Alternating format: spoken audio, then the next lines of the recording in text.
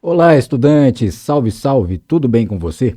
Eu sou o professor Luciano Adley e esta é mais uma aula do nosso curso de Física Geral. Hoje estudaremos uma equação para a propagação do som, mas é daqui a pouquinho. Aproveite aí e, se quiser, para não esquecer no final, já deixe o seu like. Se não é inscrito, inscreva-se no canal. Voltarei com você já já.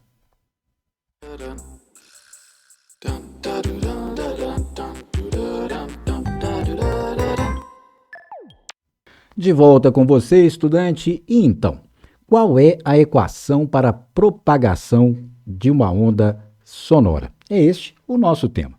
Já aparece aqui para você um modelo teórico que nós já conhecemos de uma videoaula anterior. Pesquise aí na descrição deste vídeo para conferir, caso ainda não a tenha assistido.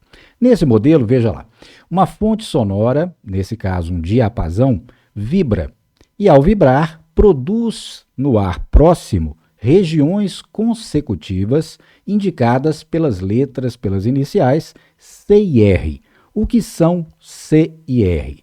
C e R são exatamente as iniciais de compressão e rarefação.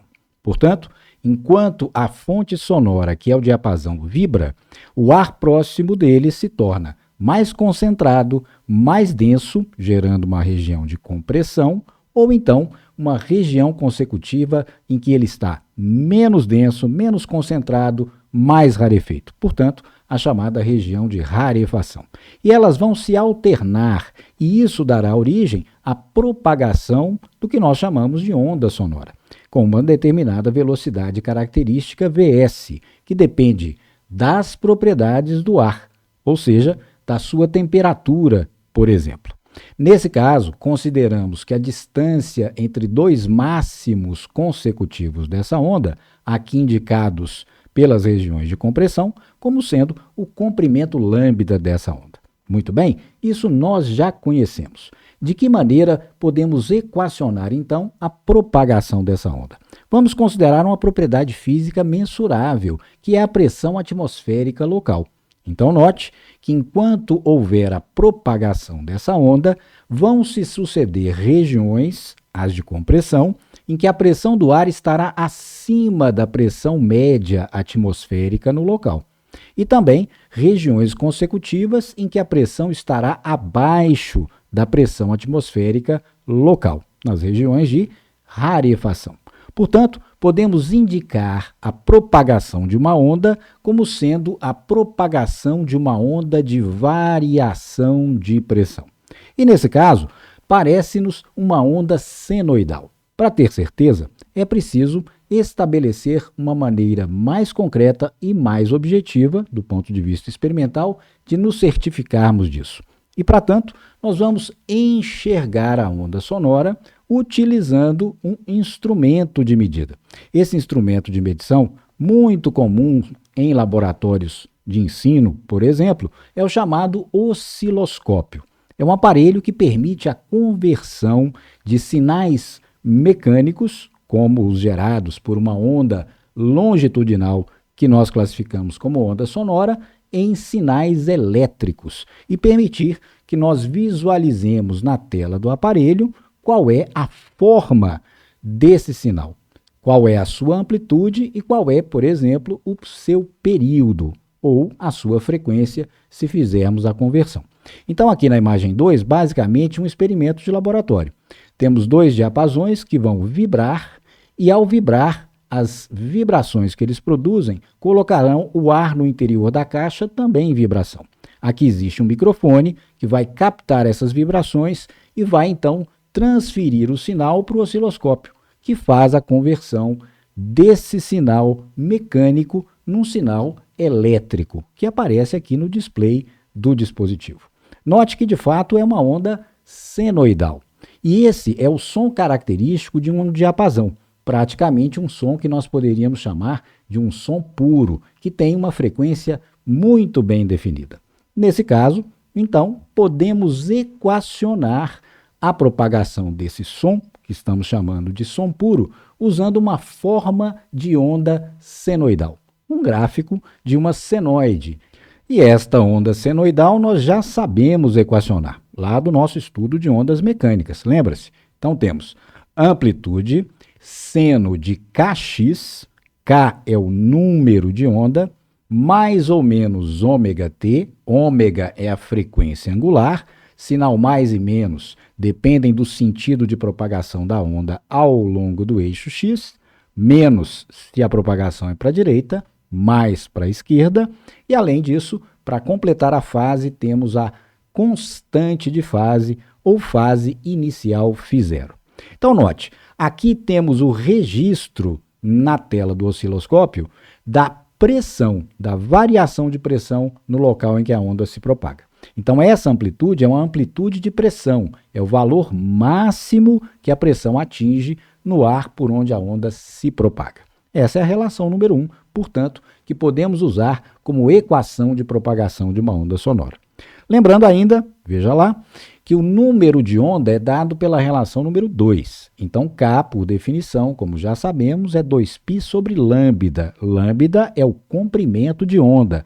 É aquela distância que, como vimos, é a distância entre duas regiões consecutivas de compressão. E como obter o lambda? Bem, para obter o lambda, podemos usar a relação número 3, equação geral de uma onda, lembra-se? Lambda pode ser obtido como a razão entre velocidade da onda, nesse caso a velocidade de propagação do som, que depende das propriedades do ar ambiente por onde ele se propaga, ou de outro meio, no caso do ar ambiente, principalmente da temperatura do ar, dividido pela frequência, frequência de vibração da fonte. Lá no nosso experimento que vimos há pouco, seria a frequência com que os diapasões vibram. E ainda, um terceiro elemento importante, dado na relação número 4, é exatamente a frequência angular, que, como sabemos, por definição, é 2π vezes f. F é a frequência de vibração da fonte sonora nesse caso. Muito bem, como aplicar isso numa situação concreta? Vejamos um exemplo, um exercício resolvido.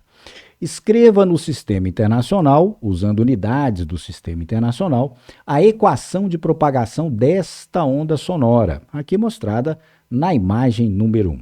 Veja que temos lá variação de pressão dada em milipascals, em função do tempo dado em milissegundos. Pois bem, para usarmos a equação de propagação da onda número 1, é necessário conhecermos a situação física real em que ela se manifesta.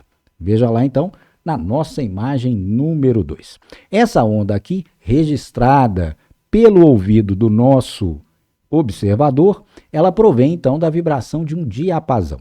Note lá que colocamos o receptor, que é o ouvido dessa pessoa, na posição x igual a 0.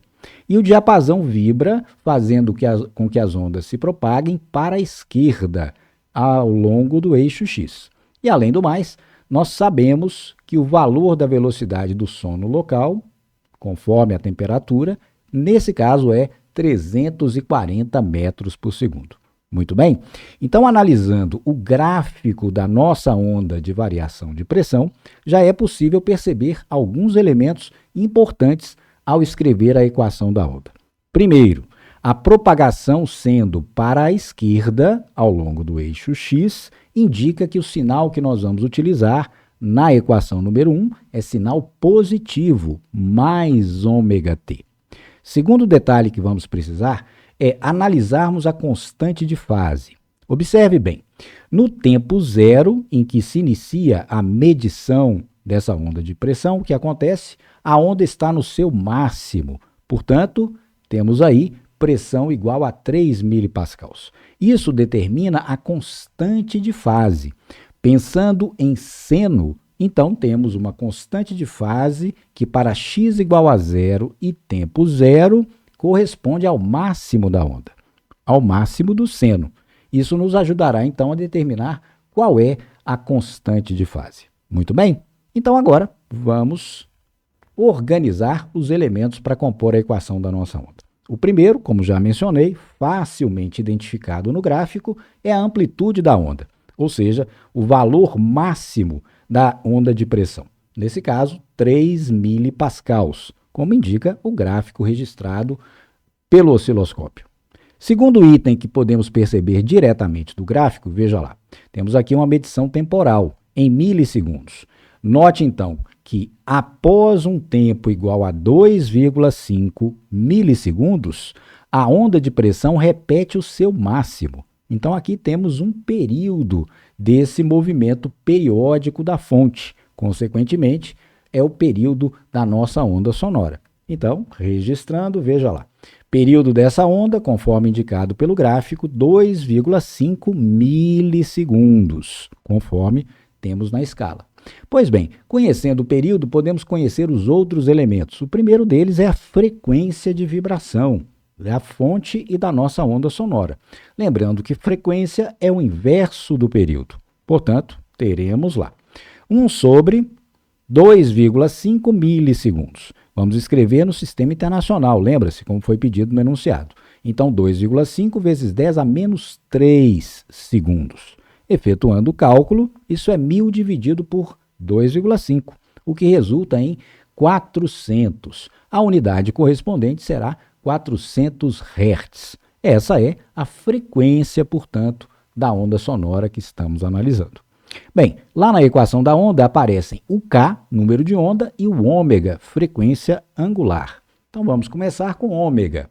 Ômega, 2π sobre período ou 2π vezes a frequência, conforme conheçamos já diretamente um ou outro.